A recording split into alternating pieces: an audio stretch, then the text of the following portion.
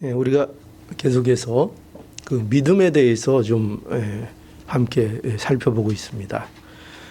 우리가 지난 주일에는 백부장의 믿음에 대해서 우리가 함께 보았습니다. 백부장의 믿음이 어떤 믿음이었는가? 여러분 그 핵심이 혹시 기억이 나십니까? 백부장의 믿음은 예수님의 권위를 인정하는 믿음이라 이렇게 말씀드렸습니다. 혹 기억나십니까? 예, 기억나시죠? 예수님의 권위를 인정하는 믿음이었다.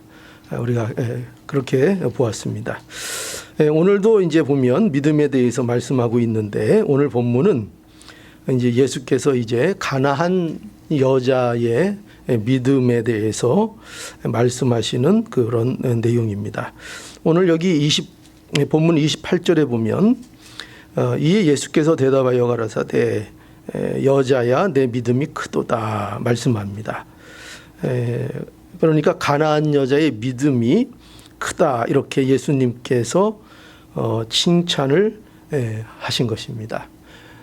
참 놀라운 그 칭찬이 아닐 수 없습니다. 왜냐하면은 예수께서 수제자인 베드로에게 무슨 꾸중을 하셨는가 하면 혹시 아십니까? 그 얘기도 하셨고요. 그런데 그 앞에 보면은 믿음이 적은 자야 이렇게 꾸중을 하셨습니다. 베드로가 예수님께서 풍랑 가운데 걸어오시는 걸 보고 뛰어들었다가 물에 빠져갈 때에 예수님이 건져주시잖아요. 건져주시면서 하신 말씀이 뭐냐? 믿음이 적은 자야 왜 의심하느냐? 믿음의 적은 자 이렇게 말씀을 예수님께 꾸지람을 들었습니다. 그런데 오늘 본문에 보면은 예수께서 처음 보시는 그것도 이방인 여자에게 대하여 내 믿음이 크다 이렇게 말씀하고 있는 겁니다. 얼마나 놀라운 얘기입니까? 그런데 이 크다는 얘기도 그저 조금 괜찮다 이 정도를 말씀하는 게 아니라 여기 크다라는 것은 여러분 메가라는 말 들어보셨습니까? 메가 메가톤 이런 거 있잖아요. 말할 수 없이 수백 배 수천 배 큰 거를 얘기하는 겁니다. 그러니까 굉장히 말할 수 없이 크다는 겁니다. 그러니까 이 예수님께서 이 가나안 여자의 믿음에 대해서 정말 내 믿음이 엄청나다 쉽게 얘기하면 이런 식으로 이 가나안 여자의 믿음을 칭찬하신 것입니다. 그러면 도대체 왜 가나안 여자의 믿음에 대해서 이렇게 예수님께서는 이러한 특별한 칭찬을 하고 계시는 것일까? 그 내용들을 오늘 이제 본문을 통해서 우리가 보면서 함께 은혜를 누리길 바랍니다. 여기 먼저 오늘 본문을 보면은 이 가나안 여자가 예수님을 찾아왔다 이렇게 기록하고 있습니다. 본문 한번 볼까요? 21절부터 22절을 한번 보죠. 자, 21절입니다. 그때로부터 21절부터 22절 예수께서 거기서 나아가사 두로와 시돈 지방으로 들어가시니 가나안 여자 하나가 그 지경에서 나와서 소리질러 가로되 주 다윗의 자손이여 나를 불쌍히 여기소서 내 딸이 흉악히 귀신 들렸나이다 하되 예수께서는 유대인들의 그 거센 반대를 당하셨습니다. 그러니까 예수님이 이적을 행하실 때마다 또 하나님의 아들로서 메시아로서 이 땅에 오신 일들을 드러내실 때마다 이 유대인들이 그 예수님 앞에 굴복하고 항복하는 것이 아니라 오히려 예수님을 더욱더 배척하고 대적했습니다. 그래서 이 예수님께서는요, 그 주된 활동을 하셨던 갈릴리 지역에서 이제 떠나셔서 이방 지역인 두로와 시돈 지방으로 이제 들어가셨습니다. 이제 그때 가나안 여자 하나가 예수님을 찾아온 것입니다. 이 가나안 여자는요, 마가복음에는 헬라인이라 이렇게 되어 있고 수로보닉의 족속이라고 기록되어 있습니다. 그런데 마태는 오늘 본문에 보면은 그저 간단하게 가나안 여자다, 가나안 여자 하나가 예수님을 찾아왔다, 이렇게 기록하고 있습니다. 마태는 왜 이렇게 기록하고 있는가 하면은, 마태는 이 여인이 이방인이라는 것을 강조하는데 그 의도를 갖고 있는 것입니다. 그래서 다른 설명 이렇게 다 생략하고 그저 가나안 여자라 이렇게 말씀 기록하고 있는 것입니다. 그 유대인도 아닌 이방인 여자가 예수님을 찾아왔다 하는 것입니다. 이 이방인 여자는 예수님이 오셨다는 소식을 듣고 먼 곳에서부터 이 딸의 문제로 예수님을 만나러 왔습니다. 이 가나안 여자는 나를 불쌍히 여겨달라 이렇게 간청하고 있습니다. 내 딸이 귀신이 흉악히 들렸다 말하고 있습니다. 그냥 들린 것도 아니고 어떻게 들렸다고요? 흉악히 들렸다. 그러니까 그것은 아주 상태가 심각한 것입니다. 그저 어느 정도 그냥 몸져 누워있는 정도를 얘기하는 것이 아니라 그 딸이 귀신 들려서 자기 몸도 해롭게 하고, 여러분 그런 거 있죠? 자기를 자해하기도 하고 자기를 못 살게 하는 이런 일들도 하고, 그리고 자기뿐만 아니라 남들에게도 의해를 가하는 해로운 일들을 가하고, 또 도덕적으로나 윤리적으로도 아주 부당한 일들을 하고 나가는 이런 모습을 보이고 있는 것입니다.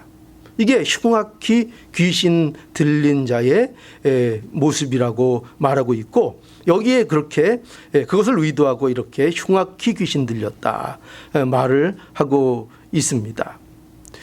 여러분 한번 생각해 보십시오. 자신의 사랑하는 딸이 이러한 모습으로 사는 것을 볼 때에 그것을 바라보는 엄마의 마음이라는 것은 참으로 견디기 힘든 일일 것입니다. 이 가나안 여자에게 있어서 그래서 이 딸의 문제는 그야말로 가장 고통스러운 문제인 것입니다. 그러나 이 문제를 엄마로서 딸을 외면할 수도 없는 것입니다. 이 딸은 가나안 여자에게 있어서 마치 분신과 같은 존재입니다. 그래서 여기 뭐라 그래요? 내 딸이 흉악히 귀신 들렸습니다. 특별히 내 딸이라는 것을 강조하고 있습니다. 나에게 있어서 이 딸은 분신과 같은 딸이요, 나의 존재를 의미 있게 하는 그런 존재로서의 딸이라는 것입니다. 그런데 그 딸이 귀신 들렸다. 그러니 이 여인이, 이 여자가 예수님께 나와서 뭐라고 해요? 그래서 나를 불쌍히 여겨달라, 나를 불쌍히 여겨주소서, 나를 불쌍히 여기소서, 이렇게 부르짖고 있는 것입니다. 여러분, 우리의 인생을 한번 돌이켜 보시겠습니까? 우리의 인생은요, 사실 가나안 여자와 똑같은, 아니 이 가나안 여자가 바로 우리의 모습이라는 것을 우리는 볼 수 있어야 합니다. 우리는 가나안 여인과 같은 이 고통을 우리의 삶 속에서 안고 살고 있습니다. 인간은 누구나 고통 중에 있습니다.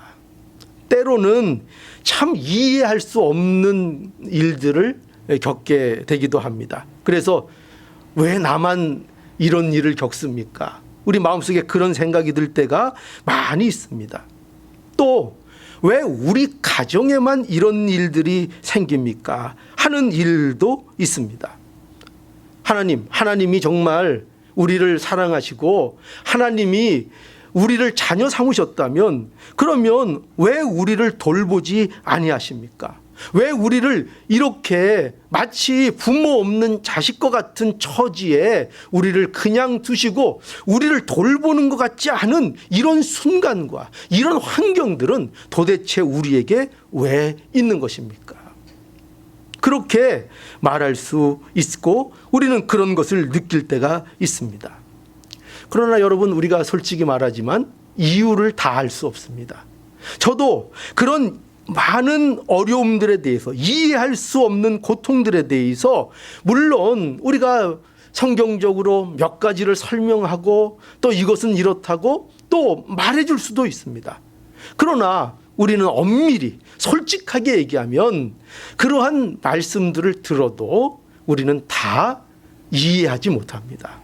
왜 그런 고통이 내게 있어야 되는지, 왜 이런 일들이 나의 가정에 있어야 되는지, 왜 이런 일을 하필이면 내가 겪어야 하는지, 이런 일들에 대해서 아무리 설명해도 우리는 그 하나님의 뜻을 다 이해하거나 이해할 수 없습니다. 왜 그럴까요? 우리는 하나님이 아니기 때문에 그렇습니다. 우리는 우리의 삶의 주권자가 아니기 때문에 그렇습니다. 우리는 하나님이 창조한 피조물이고 우리는 하나님 안에서 사는 참으로 부족하고 연약한 자들이기 때문입니다. 그래서 이 가나안 여자도 보면은 마찬가지죠. 이 가나안 여자도요, 다 알지 못합니다. 왜 자신에게 이런 일이 있는지, 왜 자신의 딸이 이렇게 귀신이 들렸는지, 왜 자기가 이렇게 흉악한 일로 고통 속에 있어야 되는지 물론 얘기해 주는 사람들이 있겠죠. 그러나 그것이 다 이해되지 않습니다. 왜 나에게 이런 일이 있는가? 그리고 우리도 그런 이유를 다 알지 못합니다. 여러 가지로 측측은 할 수 있습니다. 여러분, 그러나 오늘 이 본문을 통해서 우리가 알게 되는 건 뭐냐면요, 이 가나안 여자는요, 한 가지를 분명하게 알았습니다. 무엇을 알았을까요? 그것은 예수님만이 이 일을, 이 자신이 당하는 고통에서 예수님만이 자신을 벗어나게 해줄 수 있다는 것을 이 가나안 여인은 알았습니다. 그러니 가나안 여자는요, 예수님이 누구이신지를 알았던 것입니다. 가나안 여자는 예수님께, 그래서 여기 뭐라 그랬습니까? 예수님께 나왔을 때 그저 나를 불쌍히 여겨달라고, 내 딸이 흉악히 귀신 들렸다고 자기의 사정만을 고백한 것이 아니라 뭐라고 먼저 불렀습니까? 주 다윗의 자손이요. 이것이 참으로 중요한 것입니다. 여기 다윗의 자손이라는 것은요, 메시아에 대한 호칭입니다. 그러니까 이 가나안 여자는요, 다윗의 자손이신 예수님이 하나님이 보내주신 메시아라는 것을 믿고 예수님께 나왔던 것입니다. 그리고 그런 예수님만이 자신의 문제를 해결해 주실 수 있는 유일한 분이라는 것을 이 가나안 여인은 믿고 나왔던 것입니다. 하나님 앞에 범죄한 모든 인생은 가나안 여자와 같은 처지에 있다는 걸 알아야 합니다. 모든 인생은요, 바로 이 가나안 여인과 같은 처지를 동일하게 가지고 있는 것입니다. 우리는 우리의 근본적인 문제를요, 우리가 해결하지 못합니다. 가나안 여자가 가장 사랑하는 딸의 문제를 해결하지 못하고 그 고통을 고스란히 자신이 안고 살아야 하는 것처럼 우리는 우리에게 있어서 가장 근본적인 문제들을 우리 스스로 우리가 해결해내지 못합니다. 우리에게 있어서 가장 중요하고 가장 절대적이고 우리의 중요한 문제들에 대하여 우리는 전혀 힘을 쓸 수가 없다는 것입니다.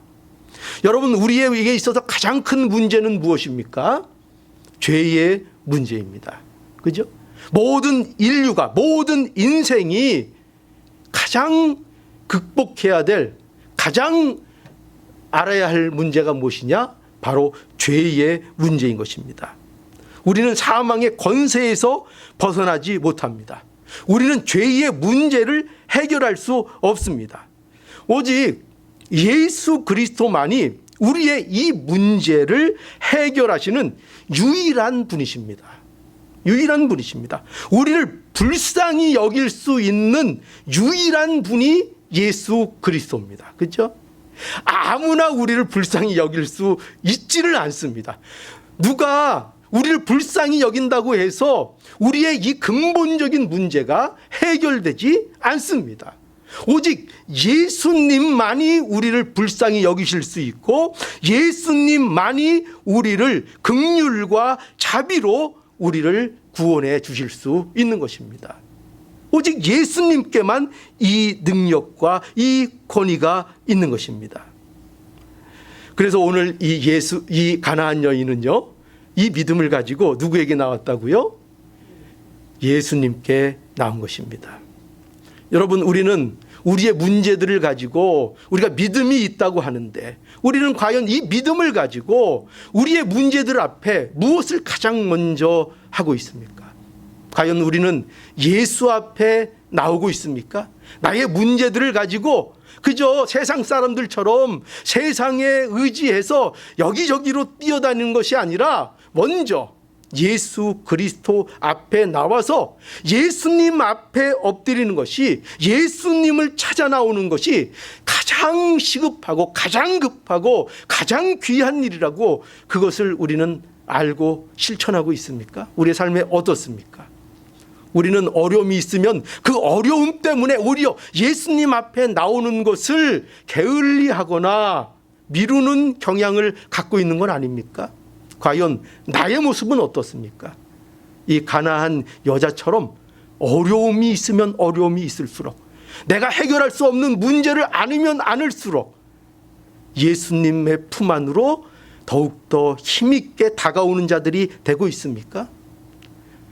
우리에게 이것을 오늘도 원하고 계십니다. 이 믿음이야말로 참 믿음에서 나오는 믿음의 발휘의 모습인 것을 우리는 알아야 합니다. 가나안 여자는 예수님께 나왔습니다. 예수님께 나와서 나를 불쌍히 여겨달라 간청하고 있습니다. 여러분, 이 기도와 이 간구가 있기를 바랍니다. 예수님 앞에는 우리가 체면을 차릴 일이 없습니다. 그저 예수님 앞에 불쌍히 여겨달라고 기도하시기 바랍니다. 나를 불쌍히 여겨 주시옵소서. 이것이 믿는 자들의 기도입니다. 믿는 자들은 반드시 하나님 앞에 불쌍히 여겨달라는 기도를 해야 하는 것입니다. 그 기도가 나올 수 없다는 것을 믿는 자들은 아는 겁니다. 그 기도를 할 수밖에 없습니다. 나를 불쌍히 여겨 주시옵소서. 오늘도 이 기도가 우리 LA 장로교회에, 우리 장로교회에 넘치는 우리 교회가 될 수 있기를 간절히 바랍니다. 그런데 예수님은 오늘 본문에 보면은요, 이 예수님의 이 가나안 여인의 간청에 어떻게 반응하셨는가 하면은요, 여기 굉장히 재미있습니다. 오늘 본문 한번 보시죠. 예수님이 침묵을 하세요. 23절부터 한번 볼까요? 23절부터 25절까지를 한번 보겠습니다. 23절이요. 예수는 한 말씀도 대답지 아니하시니 제자들이 와서 청하여 말하되 그 여자가 우리 뒤에서 소리를 지르오니 보내소서. 예수께서 대답하여 가라사대 나는 이스라엘 집에 잃어버린 양 외에는 다른 데로 보내심을 받지 아니하였노라 하신대. 25절 여자가 와서 예수께 절하며 가로되 주여 저를 도우소서. 예. 여기 보면은 예수님은 가나안 여자의 간청에 대해서 아무런 대답을 하지 않으십니다. 예수님은 여기 보면은 한 말씀도 대답지 아니하셨다 이렇게 하고 있습니다. 예수님은 그야말로 침묵하셨습니다. 참 이상하죠?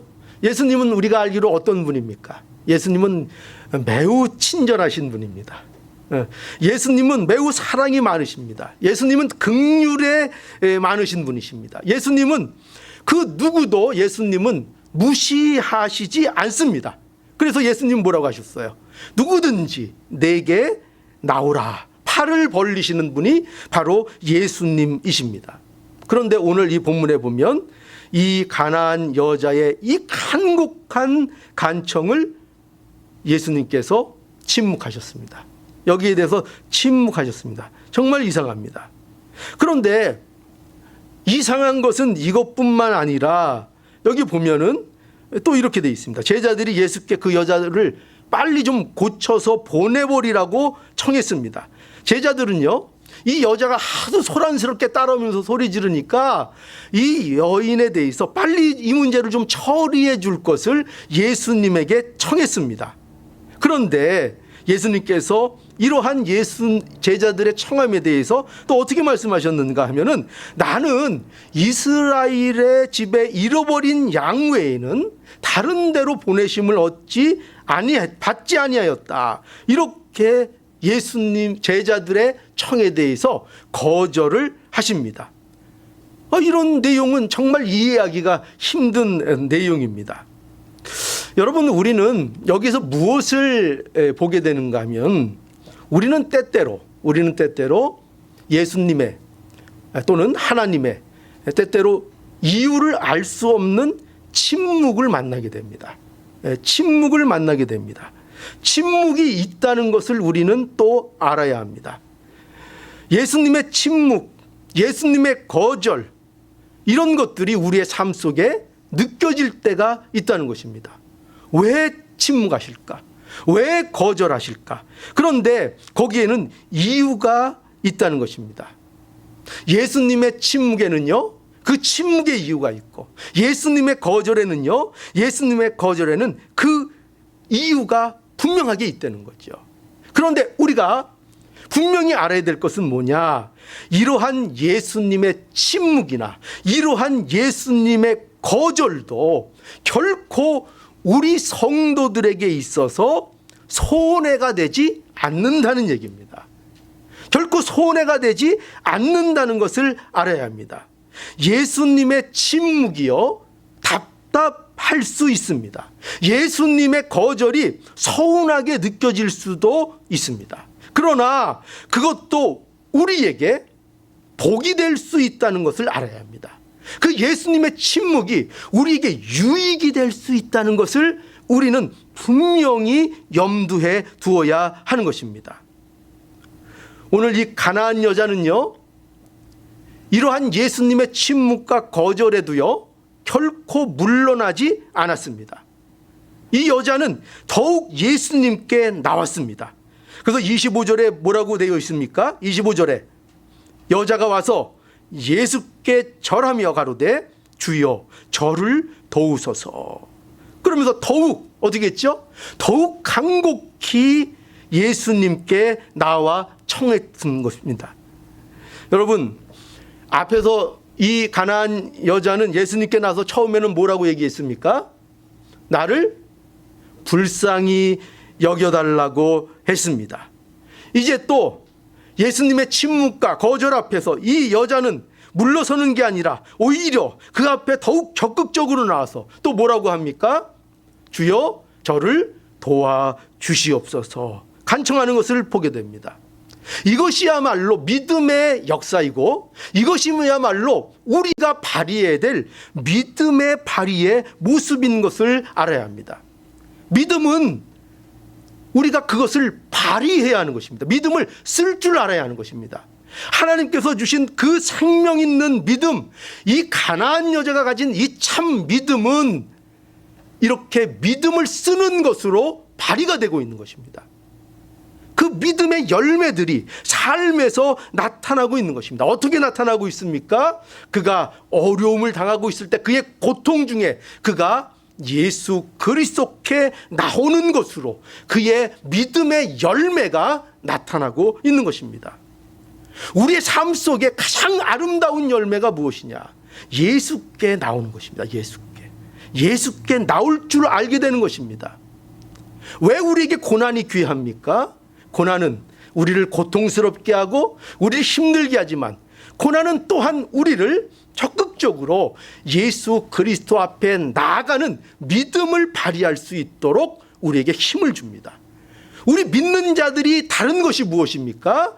어려움이 있을 때 세상 사람들은 어려움 때문에 그것을 핑계 삼겠지만 우리는 어려움이 있으면 그 있는 것으로 인하여 더욱더 예수님 앞에 나오게 되는 것입니다.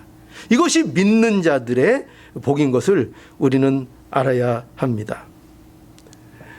결코 가나안 여인은 물러나지 않았습니다. 불쌍히 여겨달라고 도와달라고 하나님 앞에 나와서 정말 성도가 누릴 수 있는 복을 누리고 있는 것입니다. 성도가 누릴 수 있는 그 복을 누리고 있는 것입니다. 여러분, 이 복을 누리고 계십니까? 예수님 앞에 그저 어려운 일 얼마나 많아요. 그죠? 고난, 힘든 거, 인생의 고통, 남이 알지 못하는 거 우리가 얼마나 많습니까? 그런 것들을 가지고 우리 구주 예수 그리스도 앞에 나오는 이 복, 그걸 예수님께 아뢰고 예수님께 기도하고 예수님께 불쌍히 여겨달라고 예수님께 도와달라고 간청할 수 있는 이 복 말이에요. 이 복을 누리고 계십니까? 지금도 받고 계시죠? 예, 받고 있고, 여러분 이 복을 누리는 우리 모두가 될 수 있기를 간절히 바랍니다. 이 복을 누리기를 원하시는 거예요. 이 복을 우리는 정말 우리에게 주신 복은 복으로 알지 못할 때가 너무나 많기 때문이에요. 우리는 그저 세상 사람들이 말하는 그런 복도 그저 하나님이 우리에게 주시는 그런 복인 줄 알고 오직 세상적인 차원에서의 복들만으로 우리가 가득 차 있지는 않습니까? 그것만을 추구하고 그런 것을 우리가 얻을 때만 기쁘다고 생각하지 않습니까? 그러나 우리는 성경을 통해서 하나님의 말씀을 통해서 정말 우리가 누려야 될 복이 무엇인지를 바로 알아야 하는 것입니다. 예수께 오늘도 이렇게 나와서 예배드리고 예수님께 이렇게 찾아 나올 수 있는 이 모습이야말로 참으로 복되다는 것을 우리가 알아야 합니다. 그러니 주일이 얼마나 기뻐요. 주일마다 힘을 얻는 게 아닙니까? 그죠? 그래서 하나님 앞에 나와 힘을 얻고 나가는 우리가 되는 것입니다. 여러분, 참된 믿음, 예수 그리스도가 누군지를 아는 사람들은요, 결코 예수님의 침묵에 물러나지 않습니다. 결코 물러나지 않습니다. 시편에 보면 그 시편의 기자들이 하나님 앞에 이 찬양을 올리는 이 시편을 쓸 때에 많이 나타나는 표현 중에 하나가 어떤 표현이 있는가 하면요, 마치 자신의 인생 속에 지금 하나님이 없는 것 같이 느낀다고 고백할 때가 많습니다. 하나님, 도대체 하나님이 살아계신 겁니까? 그래서 시편 1절에도 보면 여호와여 어찌하여 멀리 서시며 어찌하여 환난 때에 숨으시나이까. 이게 무슨 말입니까? 자기는 지금 힘들어 죽겠는데 하나님이 자기를 보살펴 주지 않는 것 같다는 것입니다. 지금 악인들이 득세해서 악인들이 교만하게 나가고 악인들이 의인들을 핍박하고 이런 중에 있는데, 그런데 지금 하나님은 침묵하는 것 같다는 것입니다. 하나님은 지금 오히려 숨어 있는 것 같이 느껴진다는 것입니다. 그런 고백을 누가 하고 있습니까? 시편 기자가 하고 있는 것입니다. 그죠? 시편 기자는 참으로 믿음의 사람입니다. 그런데 그런 믿음의 사람이 하나님이 없는 것 같은 이 심정을 고백하고 있다는 것을 우리는 알아야 합니다. 시편 13편 1편에도 보면은요, 여호와여 어느 때까지니까. 뭐가 어느 때까지죠? 아유, 왜 응답이 없습니까? 이겁니다. 그죠? 왜 침묵하십니까? 나를 영영히 잊으셨나이까? 이게 고백입니다. 주의 얼굴을 나에게 언제까지 숨기시겠나이까? 하나님 답답합니다.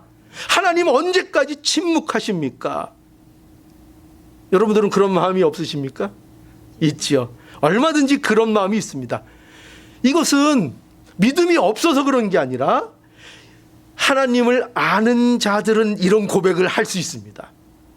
마치 하나님이 분명히 내가 믿는 하나님은 살아계신 하나님이요, 역사하시는 하나님이요, 아브라함과 이삭과 야곱의 하나님이신데 분명히 그 하나님을 믿는데, 그런데 그 하나님이 없는 것 같은 상황이 자꾸 벌어지는 겁니다. 그래서 이게 어떻게 된 겁니까? 이렇게 말을 합니다. 그러나 우리는 이 가나안 여자의 이 믿음을 통해서도 볼 수 있듯이 또 시편 기자들이 그러나 그렇게 말하고도 결국은 어떻게 해요? 하나님을 찬양하고 하나님 앞에 믿음을 쓰고 하나님 앞에 예배하고 하나님 앞에 나아갑니다. 여러분, 결코 이러한 상황이 시편 기자에게서도 그렇고 이 가나안 여자에게도 그렇고 믿음의 손해를 주지 못합니다. 놀랍죠? 하나님의 침묵하심이, 하나님이 지금 나에게 역사하지 않는 것 같은 이런 상황과 이런 처지에 이렇게 울부짖는 상황들이 이렇게 우리에게 자주 와도 그것으로 인해서 믿는 자들의 믿음의 손해는 없다는 것입니다. 왜? 우리가 잘나서요? 우리가 뭐 특별해서요? 아니죠. 하나님이 지켜주셔서요. 하나님이 보호해 주시고 하나님이 그 상황 속에서 언제나 함께해 주시기 때문입니다. 침묵하시는 것 같지만, 숨어 계신 것 같지만 오늘도 하나님이 함께 하시는 겁니다. 그리고 우리가 이것을 믿는 것입니다. 예수님의 침묵이 우리의 믿음의 손해가 되지 않습니다. 아니, 오히려 우리의 예수님을 아는 믿음이 이런 일로 인하여 발휘가 됩니다. 오히려 우리의 믿음의 살아있음이 나타나는 계기가 됩니다. 그렇죠? 가나안 여자도 예수님의 침묵과 냉정한 이 말씀에 물러나지 않고 예수님께 더욱 힘써 나감으로 그의 무엇이 드러났습니까? 그의 살아있는 믿음이, 그가 정말 예수님을 안다는 사실이 드러나고 있는 것입니다. 그것으로 인해 하나님께 영광이 되고 있는 것입니다. 그러니 우리에게는 예수님의 침묵도, 예수님의 거절함도, 하나님이 돌보시지 않는 것 같은 그런 상황 속에서도 얼마든지 그 모든 상황을 가지고도 하나님은 영광을 받으시는 하나님이시라는 것을 우리는 잊지 않아야 합니다. 우리는 상황이 조금만 불리해지고 조금만 나빠지면 우리는 그것 때문에 하나님께서 손해보실 거라고 생각하십니다. 그렇지 않습니다. 하나님은 어떤 것으로도 하나님을 우회할 수 없습니다. 하나님의 역사를 막을 수 없습니다. 어떤 것도 하나님이 우리를 향해서 이루고자 하시는 그 뜻을 어떤 것으로도 무너뜨릴 수 없습니다. 우리는 그것을 믿는 것입니다. 우리는 그걸 믿는 겁니다. 자, 그래서 이 믿음이 이 여자에게 더욱더 믿음을 발휘하게 했습니다. 이 가나안 여자는 예수님의 침묵에, 그 거절에도 불구하고 예수님 앞에 더욱 힘써서 나왔습니다. 그죠? 여기 더욱 나왔습니다. 자, 예수님은 이제 또 결정타를 날리십니다. 여기 보면은요. 자, 예수님께서 요 뒤에 보면은 이제 예수님이 이 여인의 믿음에 대해서 크도다 칭찬을 하시는데 그 앞에 이 칭찬을 하시기에 앞서 이 여인에게 아주 결정적인 그 펀치를 하나 날리십니다. 그게 뭔가 한번 보시죠. 자, 26절부터 한번 보죠. 26절 대답하여 가라사대, 예수님이 대답하여 가라사대 자녀의 떡을 취하여 개들에게 던짐이 마땅치 아니하니라. 여자가 가로되 주여 옳소이다마는 개들도 제 주인의 상에서 떨어지는 부스러기를 먹나이다 하니, 이에 예수께서 대답하여 가라사대 여자야 내 믿음이 크도다. 내 소원대로 되리라 하시니 그 시로부터 그의 딸이 나으니라. 예. 여기 보면은 예수님은 도와달라는 이 여자의 요청에 이제는 거절하다 못해 아주 여자가 물러서지 않는 것이 이상할 정도가 되는 결정타를 이제 주십니다. 그게 뭐냐? 26절에 대답하여 가라사대 자녀의 떡을 취하여 개들에게 던짐이 마땅치 아니하다, 이렇게 말씀하십니다. 이거는 비유의 말씀이지만 그러나 여러분 보는 바와 같이 이 내용은 매우 원색적입니다. 왜 그런가? 여기 자녀는 물론 누구죠? 이스라엘 백성을 얘기하는 것이고 개들은 이방인들을 말하는 것입니다. 이것은 예수님께서 이렇게 생각하셨다는 게 아니고 예수님께서 유대적 사고를 이 여인에게 그대로 얘기하고 있는 것입니다. 유대인들의 유대적 사고입니다. 이것을 이 여인에게 그대로 지금 말씀을 하고 있는 것입니다. 그러니까 이 내용은 얼마나 이게 모욕적인 내용입니까? 오늘날로 얘기하면 뭐 인종차별과 같고, 그죠? 아주 이거 모욕적인 그런 얘기입니다. 계란이요. 아니 예수님, 아무리 제가 상황이 안 좋고 그래서 예수님 찾아 나왔다고 한들, 아니 이렇게까지 하실 필요 있습니까? 계란이요. 사람을 뭐로 보는 겁니까? 그럴 수 있죠. 사실 이 여자가 그저 돌아서서 간다고 해도 별로 탓할 것이 없어 보이는 그런 예수님의 말씀입니다. 그러나 여기 여자가 뭐라고 대답하지요? 27절에 여자가 가로되 주여 올소이다마는 개들도 내 주인의 상에서 떨어지는 부스러기를 먹나이다. 이것이 이 여자의 믿음의 백미를 보여주는 대답입니다. 우리 한번 따라해 볼까요? 주여 올소이다마는 개들도 제 주인의 상에서 떨어지는 부스러기를 먹나이다. 예. 자, 여러분, 이 가나안 여자가 예수님의 말씀이 옳다고 지금 하고 있어요. 그죠? 뭐가 옳다고 하는가? 예, 맞습니다. 저는 이방인입니다. 저는 개와 같다고 말할 수 있습니다. 맞습니다. 저는 그것을 부정하지 않습니다. 먼저 이 여인은 놀랍게도 예수님의 이 말씀을 인정합니다. 자신이 개와 같은 존재라는 것을 인정합니다. 이 여인은 자신이 하나님의 은혜를 얻을 만한 어떤 눈꼽만큼의 자격과 조건도 가지지 않은 존재라는 것을 이 여인은 그대로 인정합니다. 가나안 여자는 자신이 죄인임을 인정하고 있는 것입니다. 여러분, 이것이 중요합니다. 우리의 믿음의 내용 중에 가장 중요한 첫 번째 요소가 무엇이냐? 죄인됨을 인정할 줄 아는 것입니다. 만약에 우리의 믿음이 내가 믿음이 있노라 하면서 내가 죄인되었다는 그것을 인정하지 않는다면 그것은 기독교 신앙과 거리가 먼 것입니다. 그건 기독교 신앙이 아닐지 모릅니다. 그저 세상의 어떤 종교적인 차원에서 기독교를 믿는다고 생각할지 모릅니다. 정말 기독교는 그 첫 번째 가장 중요한 믿음의 내용이 뭐냐? 요소가 뭐냐? 먼저 자신이 하나님 앞에 구제받을 수 없는 악독한 죄인이라는 것을 인정하는 것입니다. 다른 무슨 윤리적, 도덕적 그런 차원의 죄를 말하는 것이 아니라, 그렇죠? 아니 내가 무슨 죄를 줬어요? 무슨 죄를 줬어요? 하나님 앞에 죄인이라는 것을 인정해야 하는 것입니다. 하나님 앞에 나는 죄인입니다. 하나님 앞에 나는 아무 희망이 없습니다. 하나님 앞에 나는 어떤 의도 낼 수 있는 것이 없습니다. 저는 그래서 어디가 더 마땅한 사람이에요? 지옥이 마땅해요? 천당이 마땅해요? 어디가? 그죠? 예. 저를 봐서는 저는 지옥을 가도 몇 번을 가야 돼요? 한 10,000번 할까요? 아니, 목사님 그거 어떻게 이렇게 너무한 막말을 하십니까? 아니요, 봐줘서 그 정도예요. 10,000번이요? 100,000번이요? 1,000,000번이요? 어떻게 해도 우리는 결과는 지옥입니다. 지옥. 우리는 해결할 방법이 없습니다. 그런데요, 놀라운 고백을 이 여인은 하고 있는 것입니다.